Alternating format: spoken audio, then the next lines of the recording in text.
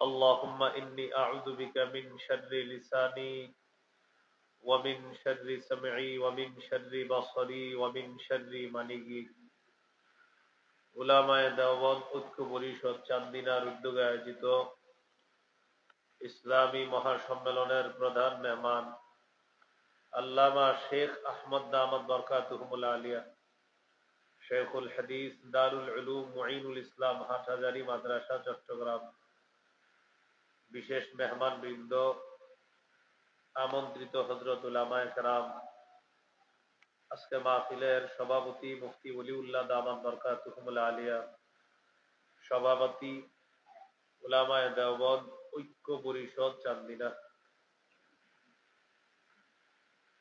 গুরুত্বপূর্ণ আলোচনা করেছেন মাওলানা মনজুরুল ইসলাম আফিন্দি, সহ সভাপতি হেফাজত ইসলাম বাংলাদেশ,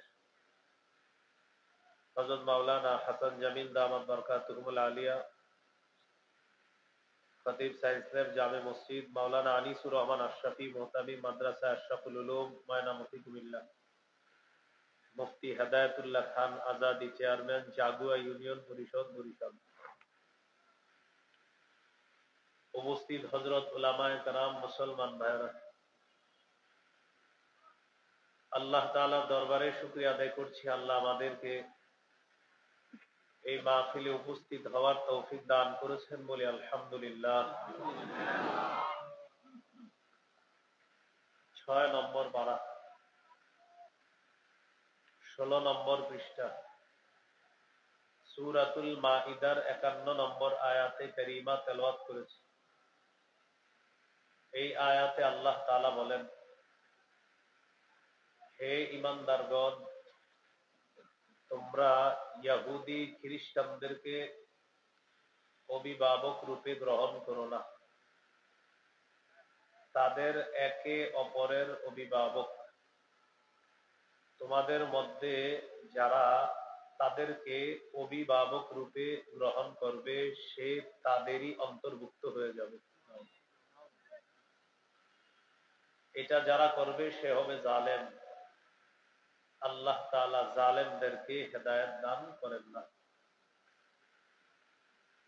6 পারা 17 নম্বর পৃষ্ঠার শুরু, সূরা মাইদার 57 নম্বর আয়াতে আল্লাহ বলেন, ইয়া আইয়ুহাল্লাযীনা আমানু লা তাত্তাখিযুল্লাযীনা ইত্তাখাযু দীনাকুম হুজুওয়ান ওয়া লা'iবা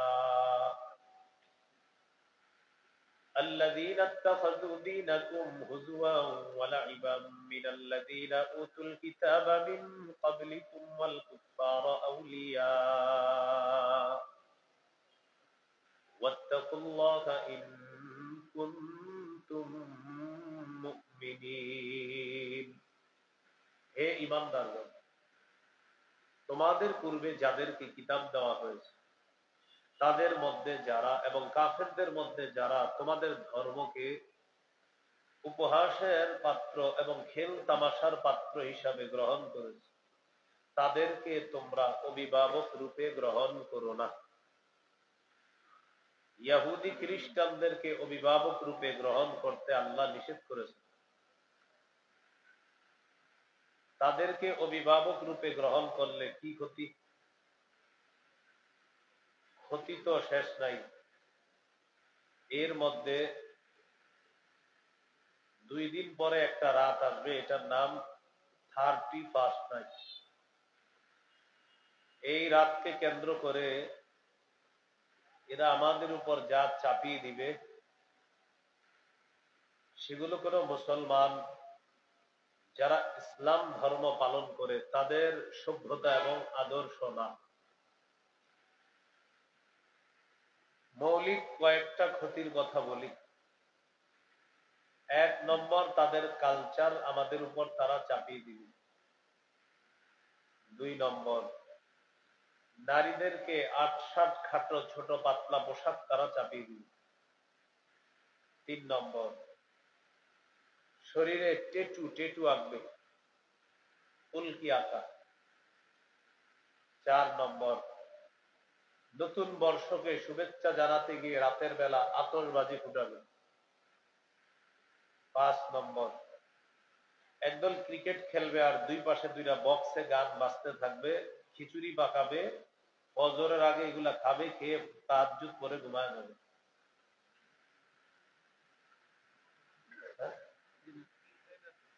এ হলো 5 নাম্বার।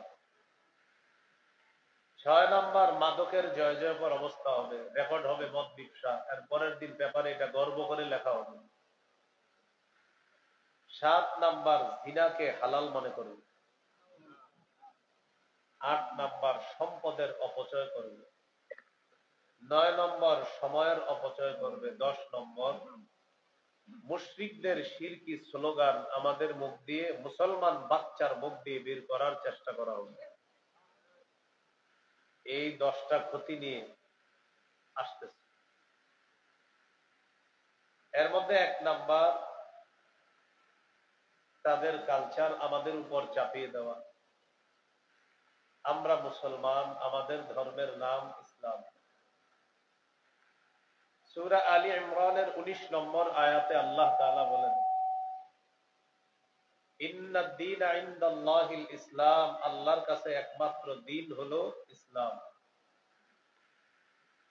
সূরা আলী ইমরানের 85 নম্বর আয়াতে আল্লাহ বলেন, ওয়া মান ইয়াবতাগি গায়রাল ইসলামি দীনান ফালাই ইউকবালা মিন, কেউ যদি ইসলাম ছাড়া অন্য কোনো কিছুকে দ্বীন হিসাবে কামনা করে, এটা গ্রহণযোগ্য হবে না।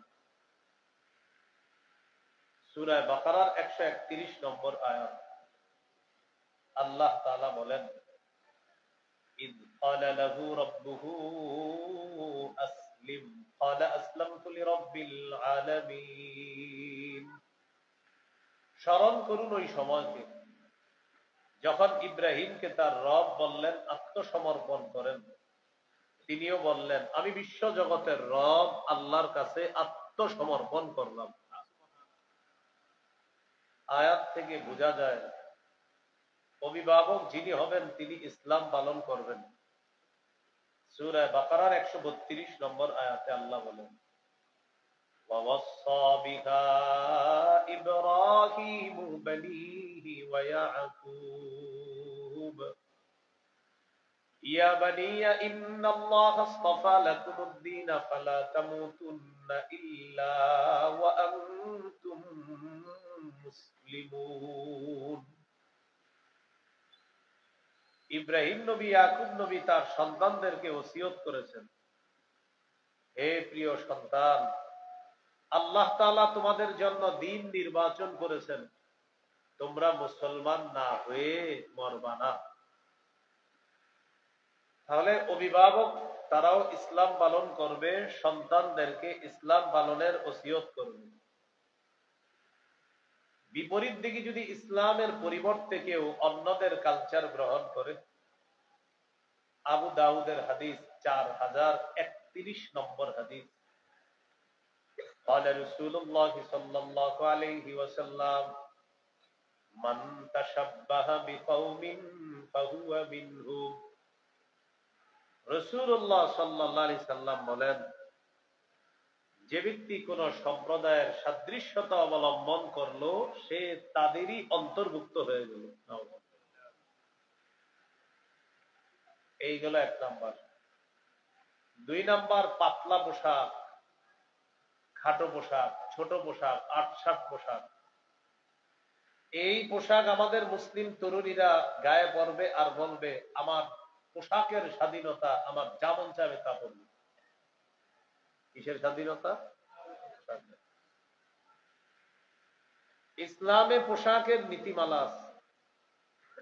সূরা আরাফের 26 নম্বর আয়াতে আল্লাহ বলেন, ইয়া বানি আদম ক্বাদ আনজালনা আলাইকুম লিবাসান ইউয়ারি সাওআতিকুম ওয়া রিশা।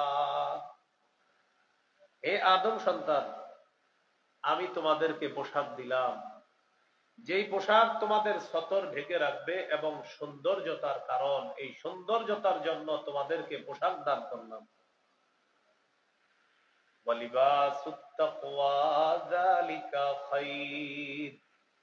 আল্লাহ তাআলা বলেন তাকওয়ার পোশাক সর্বোত্তম পোশাক। আয়াত দ্বারা বোঝা যায় ইসলামে পোশাকের কতটা গুরুত্ব। তিরমিজির হাদিস 1999 নম্বর হাদিস 1999।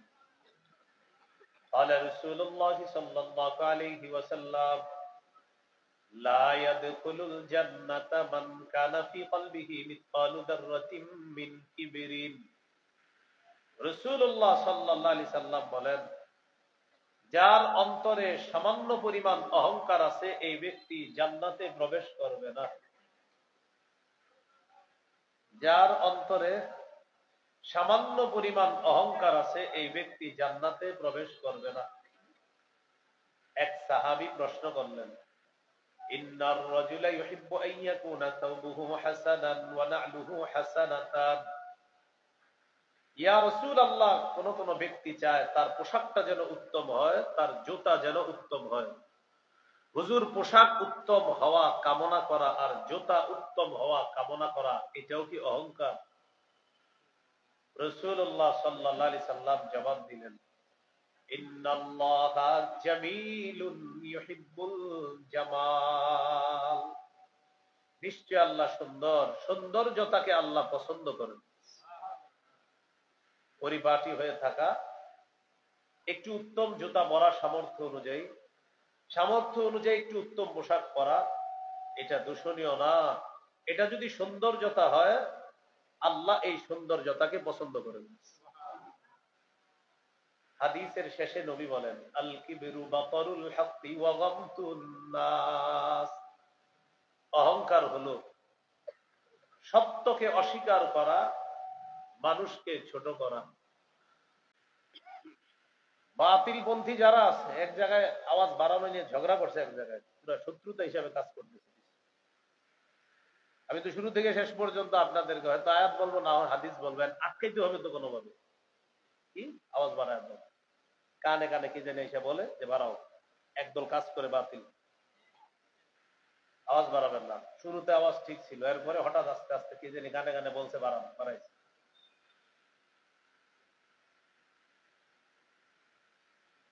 রাসূলুল্লাহ সাল্লাল্লাহু আলাইহি সাল্লাম বললেন, অহংকার হলো সত্যকে অস্বীকার করা, মানুষকে ছোট করে দেখা, এটা হলো অহংকার। গুরুত্বপূর্ণ একটা আলোচনা জানবো এখন আমরা, সেটা হলো পোশাক মৌলিকভাবে তিন প্রকার। বলেন কয় প্রকার? বলেন। ওয়াজিব, মুস্তাহাব, হারাম। ওয়াজিব, মুস্তাহাব, হারাম। ওয়াজিব পোশাক হলো যতটুকু পোশাকের মাধ্যমে সতর ঢেকে রাখা যায় এতটুকু পোশাক ওয়াজিব, এটা সবার জন্য আবশ্যক। আবু দাউদের হাদিস 4017 নম্বর হাদিস। এই হাদিসের মধ্যে আছে, বাহজ ইবনে হাকিম তার পিতা তার দাদা থেকে হাদিসটা বর্ণনা করেছেন। বাহজ ইবনে হাকিম তার পিতা তার দাদা থেকে হাদিস বর্ণনা করেছেন। তিনি বলেন, আমি রাসূলুল্লাহ সাল্লাল্লাহু আলাইহি সাল্লামের কাছে আসলাম। আসার পর আমি নবীজিকে জিজ্ঞাসা করলাম, আওরাতুনা মা নাতি মিনহা ওয়া মা নাযারু ইয়া রাসূলুল্লাহ। হুজুর, আমরা সতর কতটুকু ঢেকে রাখবো আর কতটুকু প্রকাশ করব আপনার কাছে জানতে চাই। রাসূলুল্লাহ সাল্লাল্লাহু আলাইহি সাল্লাম বললেন, ইহফাজ আওরাতাকা ইল্লা মিন যাওজাতিক। তোমার স্ত্রী ছাড়া তুমি সবার সামনে তোমার সতর ঢেকে রাখবা, তোমার লজ্জাস্থান তুমি ঢেকে রাখবা। সাহাবী প্রশ্ন করলেন, ইযা কানাল কওমু বা'দুহুম আলা বা'দিন। হুজুর, যখন কয়েকজন একসাথে থাকে তখন সতর কিভাবে ডাকবে? মেসে থাকে 3-4 জন যুবক একসাথে, হোস্টেলে মেয়েরা একসাথে থাকে, তারা কিভাবে সতর ডাকবে? নবী বললেন, ইনিস্তাতা আল্লা ইয়ারায়ান্নাকা আহাদুন ফালা ইয়ারায়ান্নাহা। যথাসম্ভব কোন পুরুষ অপর পুরুষের সতরের দিকে দেখবে না, কোন নারী অপর নারীর সতরের দিকে দেখবে না। এবার প্রশ্ন করলেন, ইদা কানার রাজুলু খালিয়ান। হুজুর, কেউ যদি ঘরের মধ্যে একা থাকে, দরজা বন্ধ, ঘরে কেউ নাই, তখনও কি সতর ঢাকা লাগবে? নবীজি বললেন, আল্লাহু আহাক্কু আন ইউস্তাহইয়া মিনহু মিনান নাস। ঘরে তখন কেউ নাই, আল্লাহ আছে। মানুষের চেয়ে আল্লাহকে তুমি বেশি লজ্জা পাওয়া দরকার, তখন সতর ভালো করে ঢাকো। তাহলে ঘরে ওই শর্ট প্যান্ট প্যান্ট পুরা টুরা থাকেন না কিন্তু, ঘরে সতর ডাকতে হবে আপনার। ঘরে একা থাকলেও আপনি সতর ঢেকে থাকবেন, আল্লাহ। এটা হলো ওয়াজিব। 2 নাম্বার মুস্তাহাব, উত্তম পোশাক পরিধান করা মুস্তাহাব। আবু দাউদের হাদিস 4063 নম্বর হাদিস। এই হাদিসের বর্ণনাকারী সাহাবীর নাম আবুল আহওয়াস। তিনি তার পিতা থেকে বর্ণনা করেন। তার পিতা রাসূলুল্লাহ সাল্লাল্লাহু আলাইহি ওয়াসাল্লামের কাছে আসলেন একটা নিম্ন মানের পোশাক পরে। তো তিনি বলেন, আতাইতু রাসূলুল্লাহ সাল্লাল্লাহু আলাইহি ওয়াসাল্লাম ফি সাউবিন দুনিন। আমি নবীজির কাছে আসলাম একটা নিম্ন মানের পোশাক পরে। তো নবীজি আমাকে বললেন, আলা কামালুন, আচ্ছা তোমার সম্পদ আছে? সাহাবী বললেন, জি হুজুর সম্পদ আছে। নবীজি বললেন, মিন আইয়িল মাল, কোন ধরনের সম্পদ আছে তোমার? সাহাবী বললেন, কাদ আতানি আল্লাহু মিনাল ইবিলি ওয়াল গানামি ওয়াল খাইলি ওয়ার রাকিক। আল্লাহ তাআলা আমাকে উট দিয়েছেন, ভেড়া দুম্বা দিয়েছেন, আল্লাহ আমাকে ঘোড়া দিয়েছেন, আল্লাহ আমাকে দাস দাসী দিয়েছেন, আমার যথেষ্ট সম্পদ আছে। নবীজি বললেন, তোমার এত সম্পদ, তো তুমি এই পোশাক পরছো কেন? তোমার এত সম্পদ, তুমি নিম্নমানের পোশাক কেন পরছো? শেষে নবী বলেন, ইযা আতাকাল্লাহু মালান ফালইউরা আসারু নি'মাতিল্লাহি আলাইকা ওয়া কারামাতি। আল্লাহ যখন তোমাকে সম্পদ দান করেছেন, তখন এই নিয়ামতের নিদর্শন তোমার মধ্যে দেখা যাওয়া দরকার। এটা আল্লাহ পছন্দ করেন, আমি তাকে যে নিয়ামত দিয়েছি, এই নিয়ামতের নিদর্শনটা আল্লাহ তোমার মাঝে দেখতে চায়। এটা প্রকাশ পাক, এটা আল্লাহ পছন্দ করেন। তাহলে কেউ যদি উত্তম পোশাক পরে এই নিয়তে যে আল্লাহ আমার নিয়ামত দিছে, আমি নিয়ামতের শুকরিয়া আদায় করতেছি, নিয়ামত প্রদর্শন আল্লাহর জন্য করতে, যে আল্লাহ আপনি নিয়ামতটা আমাকে দিয়েছেন, রব এটা পছন্দ করে যে রবের নিয়ামতের নিদর্শন আপনার মাঝে দেখাবেন। এই হাদিস থেকে বোঝা যায় একটু উত্তম পোশাক পরা, পরিপাটি হয়ে থাকা, এটা মুস্তাহাব। আবু দাউদের হাদিস 4062 নম্বর হাদিস। এই হাদিসের বর্ণনাকারী জাবের রাদিয়াল্লাহু তাআলা তিনি বলেন, আতানা রাসূলুল্লাহ সাল্লাল্লাহু আলাইহি ওয়াসাল্লাম, রাসূলুল্লাহ সাল্লাল্লাহু আলাইহি সাল্লাম আমাদের কাছে আসলেন। ফারাআ রাজুলান শাইসান ক্বাদ তাফাররাকা শা'রুহু। এসে দেখে এক ব্যক্তির মাথার চুলগুলা এলোমেলো। তো চুল এলোমেলো দেখার পর নবী বললেন, আমা ইয়াজিদু হাযা মা ইউসাক্কিনু বিহি শা'রা। আচ্ছা, সে কি কোনো চিরুনি পায় না তার মাথার চুলগুলা আঁচড়ানোর জন্য? নবীজি এক ব্যক্তিকে দেখলেন তার চুল এলোমেলো। তো নবী বললেন, সে কি কোনো চিরুনি পায় না তার মাথার চুলগুলো একটু আঁচড়াবে?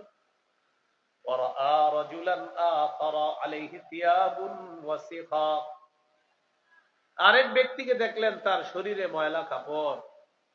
তো নবীজি বললেন, আমা হাযা ইয়াজিদু মাআন ইয়াগসিলু বিহি তাওবা। আচ্ছা, সে কি পানি পায় না তার কাপড় ধোয়ার জন্য? চিরুনি পায় না চুল আঁচড়ানোর জন্য, আর তার কি পানি নাই কাপড় ধোয়ার জন্য? এখান থেকে বোঝা যায় চুলগুলা এলোমেলো করে আর সালার চট গায়ে দিয়া বসে থেকে পীর দাবি করা চূড়ান্ত ভণ্ডামি ছাড়া আর কিছু না। আমরাও তো কি বলি, আছি কিছু ভিতরে ভাই। আচ্ছা, বুঝলাম শুরুতে ওনার টাকা পয়সা নাই, এই জন্য সালা পড়ছে, এটা বুঝলাম। 1 লক্ষ মুরিদ হয়ে গেছে, কলা কেক সব হাদিয়া আনে। 1 টাকা করে চান্দা দিলে 1 লাখ মুরিদ কত হবে? 1 লাখ। ওনার কি পাঞ্জাবি, এক সেট পাঞ্জাবি পায়জামা কিনে দেওয়ার সামর্থ্য হয় নাই? এর মানে বোঝা যায় ওনার ইনভেস্টটা হলো এই ব্যবসার সালা আর ওই জটলা চুল, এটাই হলো ওনার এই ব্যবসার মূল ইনভেস্ট।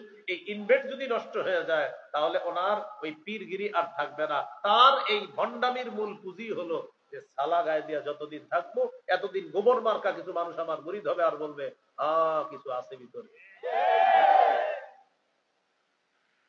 নবীজি বলেন, এর কি চিরুনি নাই মাথা আঁচড়ানোর জন্য, আর পানি নাই কাপড় ধোয়ার জন্য? এই হাদিস থেকে বোঝা যায় কাপড় ধুয়ে পরিপাটি লন্ড্রি করে এটা একটু পরা সামর্থ্য অনুযায়ী এটা ইসলাম আপনাকে উৎসাহিত করেছে। গতকালকে কিবার ছিল? শুক্রবারের একটা হাদিস শোনেন, ইবনে মাজাহ 1056 নম্বর হাদিস। আয়েশা সিদ্দিকা রাদিয়াল্লাহু তাআলা আনহার বর্ণনা, তিনি বলেন, আন্নান নবী সাল্লাল্লাহু আলাইহি ওয়াসাল্লাম খাতাবান নাস ইয়াউমাল জুমুআ, রাসূলুল্লাহ সাল্লাল্লাহু আলাইহি সাল্লাম জুমার নামাজের দিন মানুষের উদ্দেশ্যে ভাষণ দিচ্ছেন। ফারাআ আলাইহিম থিয়াবান নিমার, নবীজি তাকায় দেখলেন সাহাবীদের অনেকের শরীরের মধ্যে এখনো কাজের পোশাক আছে। যেই পোশাক পরে তারা কাজ করছে ওই পোশাক পরে তারা নামাজে চলে আসছে। নবীজি দেখলেন তাদের শরীরে এখন ওই কাজের পোশাক শরীরে আছে। তো নবী বললেন, আমা আলা আহাদিকুম ইন ওয়াজাদা সাআতান আইয়াত্তাখিযা সাওবাইনি লিজুমুআতিন সিওয়া সাওবাই মাহনাতিহি, তোমাদের মধ্যে যাদের সামর্থ্য আছে ওই ব্যক্তি যেন জুমার নামাজের জন্য আলাদা 2 জোড়া পোশাক প্রস্তুত করে, তার কাজের পোশাকের পরিবর্তে যেন আরো 2 জোড়া পোশাক রাখে। জুমার দিন কাজের পোশাকটা খুলে ওই 2 জোড়া পোশাক পরে এরপর সে জুমার নামাজে আসে। এই জন্য জুমার নামাজ, ঈদের নামাজ, ধর্মীয় ভালো বড় কোনো উৎসবের জন্য আলাদা পোশাক, একটু উত্তম পোশাক পরিধান করা, এটা ইসলাম উৎসাহিত করে। এইগুলো মুস্তাহাব পোশাক। 3 নাম্বার হারাম পোশাক।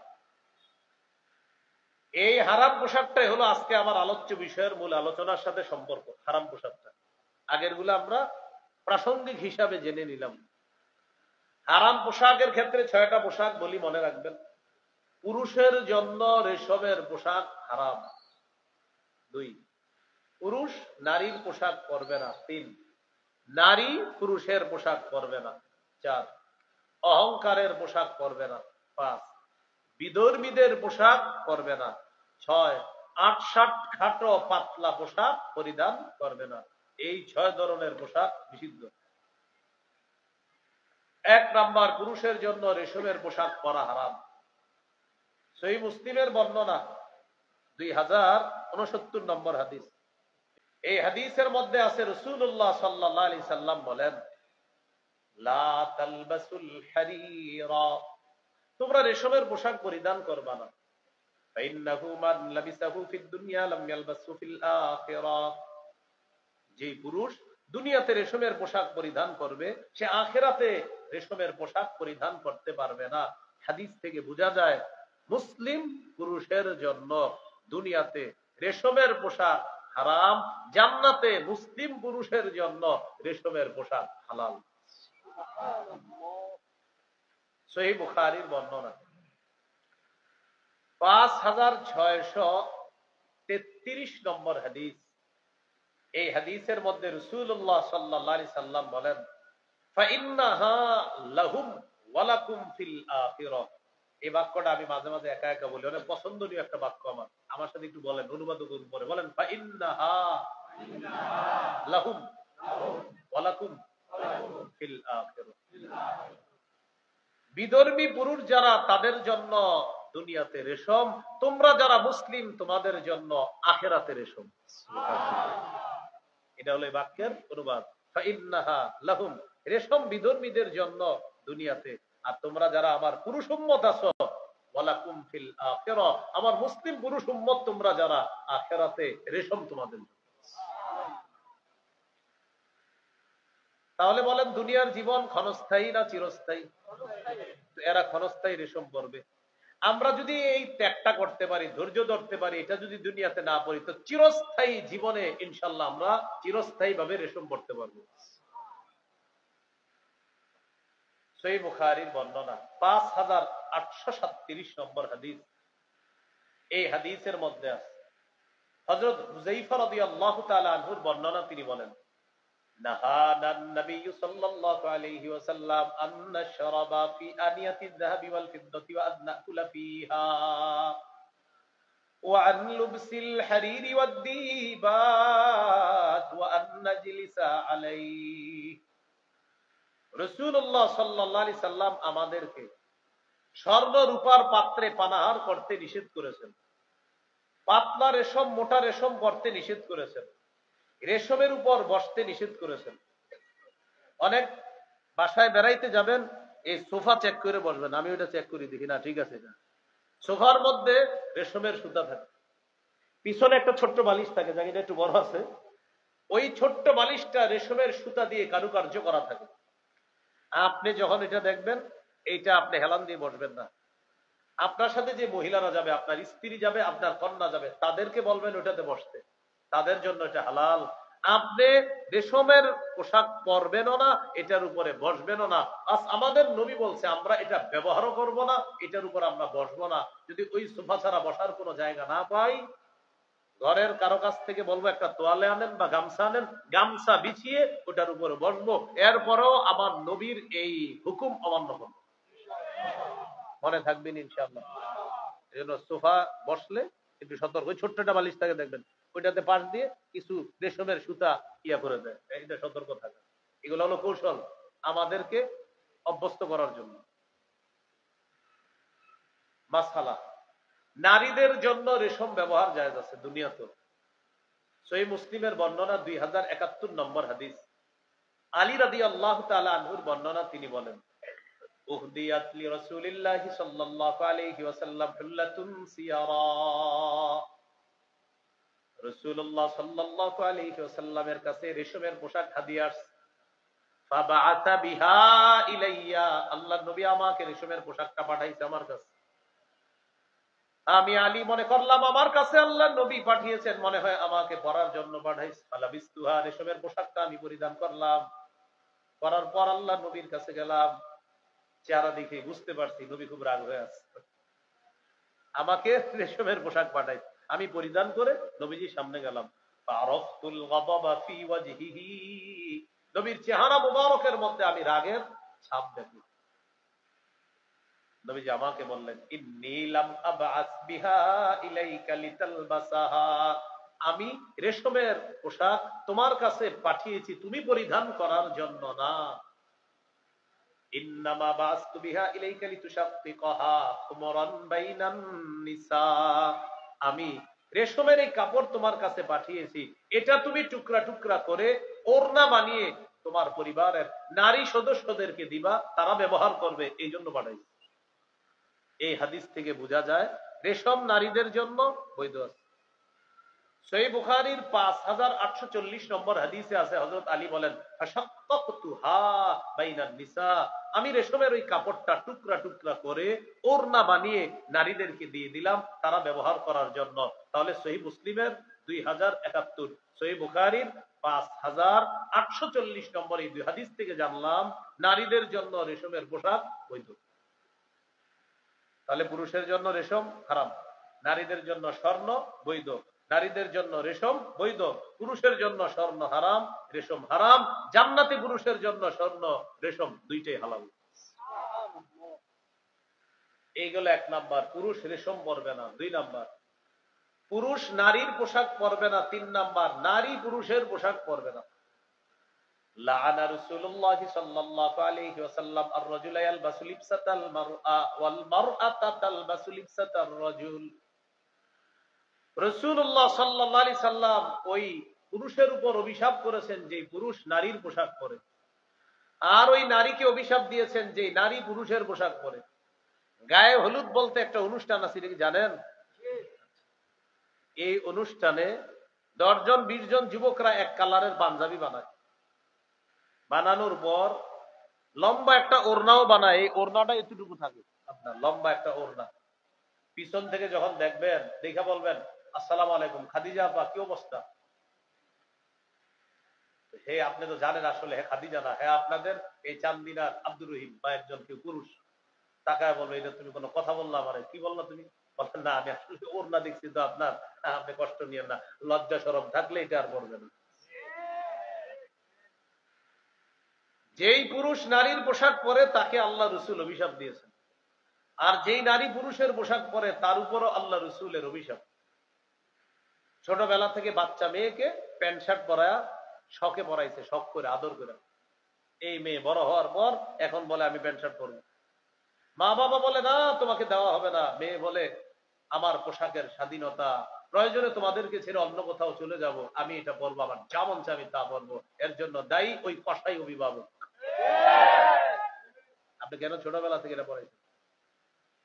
সূরা তাহরিমের 6 নম্বর আয়াতে তো আল্লাহ বলেছেন, ইয়া আইয়ুহাল্লাযীনা আমানু কু আনফুসাকুম ওয়া আহলিকুম নারা ওয়াকুদুহান নাস ওয়াল হিজারা। হে ঈমানদারগণ, নিজেদেরকে এবং পরিবারকে আগুন থেকে বাঁচাও, যে আগুনের জ্বালানি মানুষ এবং পাথর। কু আনফুসাকুম, protect yourself, wa ahlikum and your families nara, against a fire. Fire মানে কি? আগুন, আগুন, আগুন। বাঁচাও, নিজেকে বাঁচাও, পরিবারকে বাঁচাও, আগুন থেকে বাঁচাও, যে আগুনের জ্বালানি মানুষ এবং পাথর। সাহাবায়ে কেরাম এই আয়াতের ব্যাখ্যা করেছেন, আল্লিমু আওলাদাকুম আল আদাব, সন্তানকে শৈশব থেকে শিষ্টাচার শিক্ষা দাও। শৈশব থেকে শিষ্টাচার। তো প্যান্ট শার্ট যে পরাইলেন বাচ্চা মেয়েটাকে, এটা কোন শিষ্টাচার শিক্ষা দিলেন? এইখানে ওলামায়ে হযরত ছাড়া অনেক যুবকরা আছেন, আলেমরা তো ইনশাআল্লাহ এগুলো করবে না। অন্য যারা আছেন নিয়ত করে ফেলেন যে আমি একজন মুসলমান, আমার স্ত্রী মুসলমান, আমার কন্যা সন্তান সে একজন মুসলমান, আমার মেয়েটাকে আমি মুসলিম মেয়েদের নারীদের পোশাকে শৈশব থেকে তাকে আমি বড় করব, কে কি বলবে সেদিকে আমি দেখব না, আমি ইসলামী পোশাকে আমার মেয়েকে বড় করব, বাস এটাই আমার পণ প্রতিজ্ঞা। কি বলেন, প্রতিজ্ঞা করা যায়? আল্লাহ তৌফিক দান করেন। তাহলে 2 নাম্বার পুরুষ নারীর পোশাক পরবে না, 3 নাম্বার নারী পুরুষের পোশাক পরবে না। লানা রাসূলুল্লাহ সাল্লাল্লাহু আলাইহি ওয়াসাল্লাম আল মুতাশাব্বিহিনা মিনার রিজালি বিন নিসা ওয়াল মুতাশাব্বিহাতি মিনান নিসাই বির রিজাল। ওই পুরুষ যেই পুরুষ নারীর রূপ ধারণ করে আর যেই নারী পুরুষের রূপ ধারণ করে, এই নারী পুরুষ উভয়ের উপর নবীর অভিশাপ। অন্য বর্ণনায় আসছে, লাআনান নবী সাল্লাল্লাহু আলাইহি ওয়াসাল্লাম আল মুখান্নাসিনা মিনার রিজাল ওয়াল মুতারাজ্জিলাতি মিনান নিসা। অনুবাদটা সবাই মিলে করি, চলেন বলেন, পুরুষ বেশি নারীকে, নারী বেশি পুরুষকে নবীজি অভিশাপ করেছেন। অনেক ছেলেদের দেখবেন কান ছিদ্র করা, কানের দুল পরা। এটা আপনি কি বললেন? পায়ে ধরে বলবেন, বন্ধু তুমি এটা পরবা না, এটা হারাম, এটা তুমি কি করলা, তোমার কানে তুমি দুল পড়ছো, লজ্জা শরমের একটা ব্যাপার আছে। 4 নাম্বার অহংকারের পোশাক। قال رسول الله صلى الله عليه وسلم من لبس ثوب شهرة وفي رواية شهرة من لبس ثوب شهرة ألبسه الله يوم القيامة ثوب مذلة। রাসূলুল্লাহ সাল্লাল্লাহু আলাইহি সাল্লাম বলেন, কেউ যদি প্রসিদ্ধির পোশাক দুনিয়াতে পরে, খ্যাতির পোশাক, আমার নাম কাম হবে, সুনাম হবে, সুনাম সুখ্যাতির পোশাক, কিয়ামতের ময়দানে আল্লাহ তাআলা তাকে লাঞ্ছনার পোশাক পরায় দিবেন। 5 নাম্বারটা মন দিয়ে শুনেন, বিধর্মীদের পোশাক। কার পোশাক? এটা আমরা পরব না। আব্দুল্লাহ ইবনে আমর ইবনুল আস রাদিয়াল্লাহু তাআলা আনহু বলেন, রাআ রাসূলুল্লাহ সাল্লাল্লাহু আলাইহি ওয়াসাল্লাম আলাইয়া তাওবাইনি মুআসফারাইন। নবীজি আমার শরীরে 2 জোড়া পোশাক দেখেছে রঙিন। এই পোশাকের কালার গুলা সুন্দর না। নবী আমাকে বললেন, এই তুমি এগুলা কি পরছো? হাযিহি মিন সিয়াবিল কুফফার ফালা তালবাসহা। এগুলা কাফেরদের পোশাক, এগুলা তুমি পরবা না। ইদানিং কালে অনেক কোটিপতির সন্তান দেখবেন প্যান্ট পরে ছেঁড়া, এখানে ছেঁড়া, এখানে ছেঁড়া, এখানে ছেঁড়া। আচ্ছা, আগে আমরা ছেঁড়া প্যান্ট শার্ট দেখলে কি ভাবতাম? আগে আগে গরিব, এই তো সুন্দর গরিব, আহারে দান সৎকা করতে। এখনো যদি কোনো কোটিপতির সন্তান দেখেন ছেঁড়া প্যান্ট পরে, এই ওলামায়ে দেওবন্দ ঐক্য পরিষদকে জানাইবেন বিষয়টা, জানায় বলবেন, হুজুর আপনারা তো মাহফিলে ওই দিন আমগো থেকে চান্দা নিছিলেন, এখন ওই আমাদের একটা বন্ধু আছে ওর প্যান্ট ছেঁড়া, চান্দা উঠায়া ওর একটা প্যান্ট কিনে দেন। কারণ তার আব্বা সব কিনে দেওয়ার সামর্থ্য আছে, শুধু এই প্যান্টটা ছাড়া। আর ওরও আমরা খবর নিছি যে প্যান্ট ছাড়া আর ওর সব সামর্থ্য আছে। এই জন্য ওই ওলামায়ে দেওবন্দের জানাবেন, এই সভাপতি সাহেব আছে, আমি বলে গেছি, উনি আপনাদের ইনশাআল্লাহ চান্দা তুইলা ওই প্যান্ট কি করার, আপনি এখন এই প্যান্ট ছেঁড়াটা ছাড়া আপনার সামর্থ্য নাই ভালো প্যান্টের, আমরা তো ব্যবস্থাটা করতে কি ঠিক বলেন? লজ্জা, বলেন কি লজ্জা শরম থাকলে এই আজকে যারা শুনছে, মাইকে যারা শুনতেছে, কেউ আর এই প্যান্ট পরবে না। আমাদের দেশে এমনও তরুণ পাবেন, তরুণী পাবেন, ভারতের কোন স্টার, সুপারস্টার বা আমেরিকার কেউ যদি আজকে সালা পরে, কালকে আমাদের দেশের যুবক যুবতীরা ওই সালা পরবে এবং তারা বলবে এটাই ফ্যাশন। কারণ এরা সেরা প্যান্ট পরে, এজন্য সে বলতেছে এটাই ফ্যাশন। আমি সত্যি বলছি, যদি কেউ সালা পরে না, কালকেও দেখবেন আমাদের দেশে সালা পরার মতো কিছু লোক পাওয়া যাবেন যে তারা বলবে না ভাই এটাই ফ্যাশন, তোমার বুঝে আসুন না আসুন এটাই ফ্যাশন। এটা আপনারা বুঝেন, আপনি বলেন আমগরে এটা বুঝায়, আমরাও বুঝি যে প্যান্ট ছেঁড়া আর বুঝাইতেছে এটা ফ্যাশন, আর আমরাও মেনে নিচ্ছি। এ হলো 5 নাম্বার বিধর্মীদের পোশাক। 6 নাম্বার খাটো ছোট 8-60 পাতলা পোশাক। এটা বলার জন্য আমি লম্বা হিস্ট্রি টানলাম পোশাক, মনে আসেনি? মৌলিক 10টা কথা দিয়ে শুরু করছিলাম। 2 নাম্বার পাতলা পোশাক। এখানে বলছিলাম ইসলামে পোশাকের নীতিমালা, ওয়াজিব পোশাক, মুস্তাহাব পোশাক, হারাম পোশাক। রাসূলুল্লাহ সাল্লাল্লাহু আলাইহি সাল্লামের একজন সাহাবী নাম জমরা ইবনে সালাবা, আন্নাহু আতান নবিয়্য সাল্লাল্লাহু আলাইহি ওয়াসাল্লাম আলাইহি হুল্লাতান মিন হুলালিল ইয়ামান। ইয়ামানি 2 জোড়া পোশাক তার গায়ে ছিল। সাহাবী নবীর কাছে আসছে, নবীজি তাকে দেখে বললেন, আতারা সাওবাইনি হাদাইনি মুদখিলিকাল জান্নাহ, আচ্ছা তুমি কি মনে করো তোমার এই 2 পোশাক তোমাকে জান্নাতে নিবে? সাহাবী বুঝতে পারছে নবী এই পোশাক পছন্দ করতেছেন না। আমি সাথে সাথে বললাম, লাবিস্তাগফারতালি ইয়া রাসূলুল্লাহ, হুজুর আমার জন্য একটু আল্লাহর কাছে ক্ষমা চান, আমার ভুল হয়ে গিয়েছে, আমি বুঝতে পারছি আপনি পছন্দ করতেছেন না। লা আকুদু হাত্তা আনজিআহুমা আন্নি, হুজুর আমি ওয়াদা করলাম আমি এই পোশাক না খুলে আমি জমিনে বসবো না। আমি যাব, খুলবো, অন্য পোশাক পরবো, সভ্য আদর্শ ইসলামী পোশাক পরবো, এরপর জমিনে বসবো। নবীজি বললেন, আল্লাহুম্মা গফিরলি জমরা, আল্লাহ আপনি আমার এই সাহাবী জমরা ইবনে সালাবাকে মাফ করে দেন। সহিহ মুসলিমের বর্ণনা 2198 নম্বর হাদিস। এই হাদিসের মধ্যে আছে, সিনফান মিন আহলিন নার লাম আরাহুমা, নবী বলেন 2 শ্রেণীর জাহান্নামী যাদেরকে আমি দেখি নাই। কয় শ্রেণী? 1 নাম্বার কওমুন মাহুম সিয়াতুন কাআদনাবিল বাকরি ইয়াদরিবুনা বিহান নাস। 1 নাম্বার এমন সম্প্রদায় যাদের কাছে গরুর লেজের মতো চাবুক থাকবে, লাঠি থাকবে, এই লাঠি দিয়ে মানুষকে আঘাত করবে, জুলুম নির্যাতন করবে, অত্যাচার করবে, তাদের ঠিকানা হবে জাহান্নাম। 1 নাম্বার। 2 নাম্বার ওয়ানিসাউন কাসিয়াতুন আরিয়াত মাইলাতুন মুমিলাত। 2 নাম্বার এমন নারী, যেই নারীরা পোশাক পরার পরেও উলঙ্গ, নাউজুবিল্লাহ পড়ে। এটা আবার কেমন পোশাক? এমন পাতলা পোশাক, মাইলাত যেই পোশাক নিজে অন্যের দিকে আকৃষ্ট হয়, মুমিলাত অন্য পুরুষকে নিজের দিকে আকৃষ্ট বানায়। তাহলে বলেন এই পোশাক বাংলাদেশে না থাকলেও পৃথিবীতে আসেনি? বাংলাদেশে নাই, চান্দিনা নাই। নবীজি বলেন এমন নারী, যেই নারী পোশাক পরার পরেও উলঙ্গ, এমন পোশাক যে পোশাকে অন্য পুরুষকে আকৃষ্ট করবে, সে অন্যের দিকে আকৃষ্ট হবে। তাদের মাথার চুলগুলো হবে ওটের হেলে পড়া কুজের মতো। নবীজি বলেন এরা জান্নাতে যাবে না, জান্নাতের ঘ্রাণও পাবে না,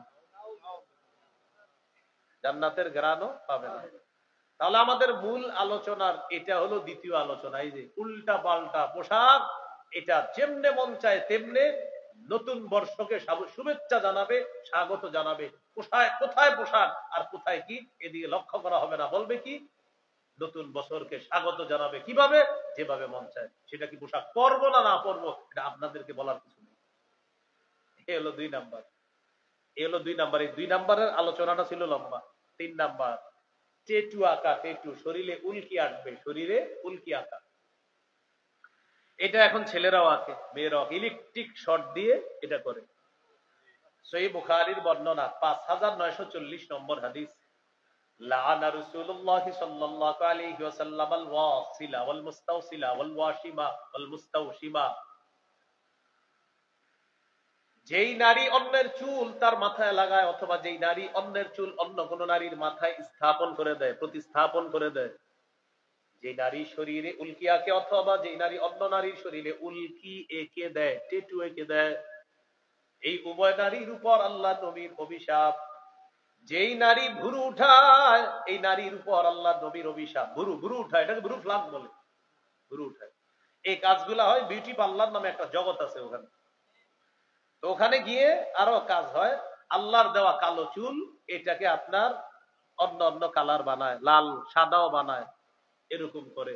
শয়তান আল্লাহর সাথে চ্যালেঞ্জ করছে, সূরা নিসা আছে, ওয়ালা আমুরান্নাহুম ফালা ইউগাইয়িরুন্না খালকাল্লাহ। শয়তান বলে মানুষকে আমি হুকুম করব তারা যেন আল্লাহর সৃষ্টির পরিবর্তন করে দেয়। ইবলিস বলছে, ইবলিস চ্যালেঞ্জ করছে যে আমি চ্যালেঞ্জ করলাম, আমি মানুষকে দিয়ে সৃষ্টির পরিবর্তন ঘটায় দিব। আপনি জানেন চেহারা বিকৃত করার জন্য কোটি কোটি টাকা খরচ হচ্ছে। চেহারা মানে আপনার চেহারাটা চেহারা না, অন্য চেহারা হয়ে গেছে, এটার জন্য কোটি কোটি টাকা খরচ হচ্ছে। তো এটা দিয়ে ইবলিস চ্যালেঞ্জ করছে। আল্লাহ দিছে চুল, এটা আপনি বিকৃত করে ফেললেন। আল্লাহ দাঁত দিছে, দাঁত আপনি বিকৃত করে ফেললেন। ইবলিস বলছে আমি এটা করাবো। তো চুল কালার এটা একটা বিষয়। বয়স মেয়েটার 20-21। আপনাদের যুবকদের মধ্যে যদি কেউ বিয়ে করতে যান, তো বিয়ের আগে তো মেয়েরে দেখা, এটা বৈধ আছে, মেয়েরে দেখতে যাবেন। কন্যা পক্ষকে বিয়ের আগে দেখা জায়েজ আছে।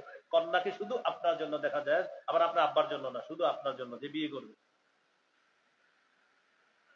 তো এই যে আপনি বিয়ে করতে যাবেন, তখন ওই মেয়েটার চুল যদি দেখেন এরকম কালারিং করা, সাদা বা লাল ইত্যাদি করা, তখন আপনি বলবেন দাদি আপনার নাতনি কোথায়? কি বলবেন? দাদি। পাশে একজন বলবে না না এটাই পাত্রী, কি বলবে? এটাই পাত্রী। ও আচ্ছা, আমার দাদির চুল লাল তো আমি এই জন্য ভাবছি আর কি। আপনারা যারা ঠিক বলছেন, আপনাদেরও পুরুষেরও কিন্তু চুল কালার করে। এই জাতীয় পুরুষ যদি কোনো মেয়ের সামনে বসে বর হিসাবে, তখন বলবে দাদা আপনার নাতি কোথায়? কারণ আমার দাদার চুলও লাল, আপনার চুলও লাল, আমার দাদার চুল সাদা, আপনারটাও সাদা, সেজন্য ভেবেছিলাম আপনি দাদা কিনা। লজ্জা শরম থাকলে ওই মেয়ে আর ওই ছেলে তাদের চুল আর কালার করবে না।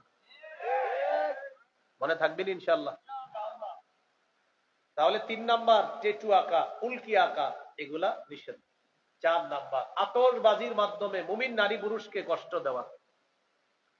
সূরা আহজাবের 58 নম্বর আয়াতে আল্লাহ বলেন, والذين يؤذون المؤمنين والمؤمنات بغير ما اكتسبوا فقد احتملوا بهتانا وإثما مبينا। যারা কোনো কারণ ছাড়া বিনা অপরাধে মুমিন নারী পুরুষকে কষ্ট দেয়, তারা প্রকাশ্য পাপের বোঝা বহন করলো। তারা প্রকাশ্য পাপের বোঝা বহন করলো। এটা গেল আপনার 4 নাম্বার। তাহলে আতশবাজি ইত্যাদি এটা আমরা করব না, বলেন ইনশাআল্লাহ। এটা ঈদের আগের রাতেও না, এটা আপনার নববর্ষ নতুন বছরকে কেন্দ্র করেও না। 5 নাম্বার গান বাদ্য করব না আমরা। এটা আপনার এই নববর্ষকে কেন্দ্র করেও হয়, নতুন হ্যাপি নিউ ইয়ার এটাকে কেন্দ্র করেও হয়, ঈদের আগের রাতে। 29টা 30টা রোজা রাখার পর ইবলিস এসে বুঝায় আমি এতদিন শিকলে আবদ্ধ ছিলাম, অনেক কষ্টে ছিলাম, আমি ছুটি পাইছি, এখন আমি আইসা গেছি, তুমি আর টেনশন করবা না, 2টা বক্স আনো, আইনা জোরে জোরে গান চালাও। হিন্দি আরবি ফার্সি বাংলা গান চলতেছে, তালে তালে নাচতেছে। আপনি কি জিজ্ঞাসা করবেন আচ্ছা গানে কি বলতেছে, আমাকে একটু বুঝাও তুমি, মানে ওখানে কি বলে একটু বুঝাও। বলবে না এটা কি আর বুঝি আমি, লাফাও কেন, তালে তালে লাফাইতেছে। এই কাজ করবেন না। এটা বিয়ের অনুষ্ঠানকে কেন্দ্র করেও না, এটা ঈদের আগের রাতেও না, এটা নতুন বছরকে কেন্দ্র করেও না। শুধু একটা কথা মনে রাখবেন, আল্লাহ রসুলের কোরআন তেলাওয়াত শোনা এটাকে বাধাগ্রস্ত করার জন্য মক্কার কাফের বিদেশ থেকে নর্তকী নায়িকা গায়িকা আর গান গল্প করে করে আনছে, যেন কাফেররা নবীর কোরআন তেলাওয়াত না শুনে এই নায়িকাদের গায়িকাদের গান বাদ্য মিথ্যা গল্প কাহিনী শুনে। সূরা লুকমানের 6 নম্বর আয়াতে আল্লাহ এটা বলেছেন, ومن الناس من يشتري لهو الحديث ليضل عن سبيل الله بغير علم। যারা আল্লাহর রাস্তায় মানুষকে পথভ্রষ্ট করার জন্য, আল্লাহর রাস্তা থেকে সরানোর জন্য মিথ্যা গান গল্প নর্তকী ইত্যাদি তাদেরকে ক্রয় করে, না জেনে যারা এটা করে, শেষে আসছে উলাইকা লাহুম আযাবুম মুহিন, তাদের জন্য অপমানজনক শাস্তি রয়েছে। নাউযুবিল্লাহ। হাদিসে রাসূল সাল্লাল্লাহু আলাইহি ওয়াসাল্লাম বলেছেন, লা তাবিউল কাইনাতি ওয়াল মুগান্নিয়াত ওয়া লা তাশতারুহুন্না ওয়া সামানুহুন্না হারাম। গায়িকা নায়িকা কিনবা না, বেচবা না, এটার উপার্জন হারাম। বাংলাদেশের কাউকে এই গান বাদ্যের জন্য বিদেশে পাঠাবা না, বিদেশের কাউকে এনে 3 কোটি টাকা দিবা না। এক্সপোর্ট ইম্পোর্ট নিষেধ। এটা যেমন ঠিক বলছেন, বুঝা শুনা বলতেছেন তো। এবার যে গান ডাউনলোড করলেন টাকা খরচ হয়নি? আরে গান ডাউনলোডে টাকা খরচ হয় না? তো সেখানে এই যে কিনলেন, এই যে আপনি গান কিনলেন, এখন বলবেন হুজুর বুদ্ধি করে তাহলে ডাউনলোড করবো না, এমনি দেখবো। এমনি দেখলে টাকা খরচ হয়নি? এই হাদিসের ধমকের মধ্যে আপনিও আছেন। যতজন সিনেমা নাটক দেখবেন টাকা খরচ করে, রসুলের ওই হাদিসের অন্তর্ভুক্ত হবে যে নবীজি বলেছেন গান বাদ্য গায়িকা নায়িকা কিনবাও না, বেচবাও না। ডাউনলোড বলেন, সিনেমা নাটক দেখা বলেন, এই হাদিসের অন্তর্ভুক্ত হবে। অতএব এখানে টাকা খরচ করবেন না। 6 নাম্বার, মদ খাওয়া। মদ ব্যবসার রেকর্ড হবে, এটা নিয়ে আবার লেখালেখি হবে। মুসলিম প্রধান দেশের মধ্যে হাজী সাহেব, আমি হজ করতে যাওয়ার সময় যেখানে বসলাম, বাম পাশে তাকায় দেখি মদের বার। বাংলাদেশের মুসলমান এয়ারপোর্ট, আমাদের দেশ 90% মুসলমানের দেশ, এখানে আমাদের দেশের এয়ারপোর্টে আল্লাহ মানে জানি না কেন জানি ওই হাজী সাহেবদেরকে বিভিন্ন জায়গায় বসাইতেছে। তো ঘটনাচক্রে আমার ভাগ্য হয়তো এরকম, আমাদেরকে বসাইছে এমন একটা জায়গায়, তো আমি বসে রয়েছি, বাম পাশে তাকায় দেখি মদের বার। বাংলাদেশের মুসলমান দেশের, মুসলিম দেশের এয়ারপোর্ট, আমাদের 90% বেশি মুসলমান, আমরা দাবি করি এই দেশের এয়ারপোর্ট এটা। সূরা মাইদার 90-91 নম্বর আয়াতে আল্লাহ বলেন, হে ঈমানদারগণ, ইন্নামাল খামরু ওয়াল মাইসিরু ওয়াল আনসাবু ওয়াল আজলামু রিজসুম মিন আমালিশ শাইতান। মদ, জুয়া, মূর্তি ভাগ্য নির্ণায়ক কিছু, এটা স্বর ভাগ্য নির্ণায়ক যা কিছু আছে। সাপ, টিয়া পাখি, ময়না পাখি হাতের রেখা দেখান আপনারা, দেখার পর বলে ওহো সমস্যা হালকা আছে, 3002 টাকা দিলে সমাধান এরকম বলে। রাসূলুল্লাহ সাল্লাল্লাহু আলাইহি সাল্লাম বলেন, মান আতা আররাফান আও কাহিনান, যে ব্যক্তি কোনো গণকের কাছে যায়, যাওয়ার পর ওই গণকের কথা যদি ফাসাদ্দাক, গণকের কথা যদি সে বিশ্বাস করে, ফাকাদ কাফারা বিমা উনজিলা আলা মুহাম্মদ সাল্লাল্লাহু আলাইহি সাল্লাম, মুহাম্মদ সাল্লাল্লাহু আলাইহি সাল্লামের উপর যা নাজিল করা হয়েছে সে সব কিছু অস্বীকার করলো, টোটাল দিনটাকে সে অস্বীকার করলো। তো এই যুগে আবার অনেক মানুষ মদের নামটা পাল্টায় দিবে, বিয়ার নাম দিবে কি? এটাও নবী হাদিসে বলছে, মানুষ যে মদের নাম পাল্টায় দিবে। ইবনে মাজার 4020 নম্বর হাদিস, রাসূলুল্লাহ সাল্লাল্লাহু আলাইহি সাল্লাম বলেন, লা ইয়াশরাবান্না নাসুম মিন উম্মতি আল খাম ইউসাম্মুনাহা বিগাইরি ইসমিহা, আমার উম্মতের একদল মদ পান করবে, নামটা পাল্টায়া দিবে। ইউজাফু আলা রুউসিহিম বিল কাইনাতি ওয়াল মুগান্নিয়াত, তাদের মাথার উপরে নায়িকা গায়িকারা নাচবে আর তারা মদ পান করবে। ঠিক 31 ডিসেম্বর রাত 12টার পরে ঢাকার হোটেলগুলা বেশিরভাগ এই অবিকল ঘটনাটা ঘটবে।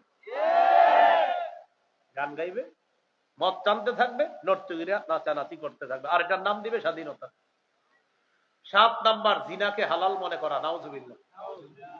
ইদানিং কালে একজন তো দাবি করতেছে যে আমি আর অমুকে লিভ টুগেদার করেছি আমাদের পরিবারের সম্মতিতে। লিভ টুগেদার মানে বালেগ ছেলে বালেগা মেয়ে এক ছাদের নিচে একসাথে স্বামী স্ত্রীর মতো থাকবে, কিন্তু স্বামী স্ত্রী না। আবার মুখ খুলে খুলে বলতেছে আমরা একসাথে ছিলাম, আমাদের মা বাবা সমর্থন আছে, এবং বলতেছে কি বলতেছে দেখেন, বাংলাটা আপনারা হাসবেন শুনলে, যে আমাদের দেশে ডিভোর্স এখন নরমালাইজ হয়ে গিয়েছে, লিভ টুগেদারটাও নরমালাইজ হবে। শেষে লেখছে ইনশাআল্লাহ, লিভ টুগেদার নরমালাইজ হবে, শেষে লেখা ইনশাআল্লাহ, এটা লেখা। তো জিনাকে হালাল মনে করবে, নবী বলে গিয়েছেন, সহিহ বুখারীর 5590 নম্বর হাদিস, রাসূলুল্লাহ সাল্লাল্লাহু আলাইহি সাল্লাম বলেন, লা ইয়াকুনান্না মিন উম্মতি আকাম ইস্তাহিল্লুনা আল হিররা ওয়াল হারিরা ওয়াল খামরা ওয়াল মাআযিফা, আমার উম্মতের একদল জিনাকে হালাল মনে করবে, রেশমকে হালাল মনে করবে, মদকে হালাল মনে করবে, গান বাদ্যকে হালাল মনে করবে। আপনি সারা বছর মেয়েটাকে পাহারা দিচ্ছেন, কোচিং সেন্টারে মা নিয়ে গেছে, বাবা নিয়ে গেছে, ভাই নিয়ে গেছে, একদিনের জন্য ছেড়ে দেয়, বলে থাকে একটা দিন একটু এনজয় করুক, একদিনের জন্য ছেড়ে দেয়। আপনি জানেনও না আপনার মেয়েকে আপনি কোথায় পাঠাচ্ছেন। জিনাকে হালাল মনে করা, ওই দিন যে কি হয় সেটা আপনার মাথায় নাই। কিছু বলতে যাবেন, এই লিভ টুগেদার করেছে যদি বলেন এটা কেন বললাম, এটা কেন করেন আপনারা, জবাব দিবে এটা আমাদের ব্যক্তি স্বাধীনতা। বলবে ইটস আওয়ার ফ্রিডম, এটা আমাদের স্বাধীনতা। We are in modern civilization, আমরা আধুনিক সভ্যতায় আছি। We are enjoying our life, আমরা আমাদের জীবন উপভোগ করছি। এটার নাম স্বাধীনতা, এটার নাম হলো অশ্লীলতা, এটার নাম বেহায়াপনা, এটার নাম বেলাল্লাপনা, এটার নাম চারো সন্তান তৈরির একটা নীল নকশা। এটার নাম দিচ্ছে সভ্যতা। এটা অসভ্যতা। এর আপনারা ঠিক বললে হবে না, লিখতে হবে লিভ টুগেদার, এটা অসভ্যতা, এটা লিখতে হবে। এটা আপনারা মিছিল দিতে হবে, এটা দেয়ালে লিখতে হবে যে এই মানসিকতা, এটা অসভ্যতা, এটা অশ্লীলতা, এটা বেহায়াপনা। মুসলমান প্রধান দেশে এই জাতীয় কথা বলা এবং এই জাতীয় কর্মকাণ্ড সমর্থন করতে দেওয়া হবে না। এটা মুসলমান কর্মকাণ্ডে, কারণ আমাদের মুসলমান দেশ, এই দেশে এগুলো আমরা সমর্থন করতে পারি না। এ হলো 7 নাম্বার। 8 নাম্বার, অর্থের অপচয়, সম্পদের অপচয়। প্রচুর সম্পদের অপচয় হবে। 9 নম্বর, সময়ের অপচয়। জীবনে 5টা জিনিস খুব মূল্যায়ন করবেন: জীবন, যৌবন, স্বাস্থ্য, সময়, সচ্ছলতা। জীবন, যৌবন, স্বাস্থ্য, সময়, সচ্ছলতা, এই 5টা জিনিস খুব মূল্যায়ন করতে হবে। রাসূলুল্লাহ সাল্লাল্লাহু আলাইহি সাল্লাম বলেছেন এই 5 জিনিস মূল্যায়ন করার কথা। 10, সর্বশেষ কথা, নতুন বছরকে কেন্দ্র করে বিভিন্ন শিরকি স্লোগান আমাদের মুখে উঠিয়ে দিবে। এটা আপনার হ্যাপি নিউ ইয়ার, এটা একটা আছে, কিছুদিন পরে আসবে বাংলা নববর্ষ, পহেলা বৈশাখ। মুসলমান বাচ্চাদের মুখে স্লোগান উঠাইয়া দিবে: মুছে যাক গ্লানি, মুছে যাক ঝরা, অগ্নি স্নানে সূচি হোক ধরা। নাউজুবিল্লাহ পড়েন। এটা অগ্নি পূজকদের স্লোগান। আগুনের পূজা যারা করে তাদের স্লোগান মুসলমানের বাচ্চা দিবে? আরে বলেন, মুসলমানের সন্তান কি মুশরিকদের স্লোগান দিবে? তাহলে আমরা সতর্ক থাকব, আমরা এই জাতীয় কর্মকাণ্ড, অশ্লীলতার মধ্যে আমরা পা বাড়াবো না। বলেন ইনশাআল্লাহ। বলতে পারেন এই আলোচনা আপনি কেন করলেন? যতজন শুনছেন, মাইকে যতজন শুনছে, এই ততজনই আপনারা বেঁচে থাকবেন, এটা হলো আমার প্রথম কথা। দ্বিতীয় কথা, আরো 10 জনরে আপনি বলবেন এই জাতীয় কোন নোংরামিতে কেউ যেন পা না দেয়। বলেন ইনশাআল্লাহ। আল্লাহ আমাদের সকলকে যে কথাগুলো শুনলাম বললাম, আমরা যেন গুরুত্ব সহকারে নিয়ে আমলে এনে আমরা যেগুলা গ্রহণ করার সেগুলা গ্রহণ, যেগুলা বর্জন করার সেগুলা বর্জন করতে পারি। আল্লাহ তৌফিক দান করেন।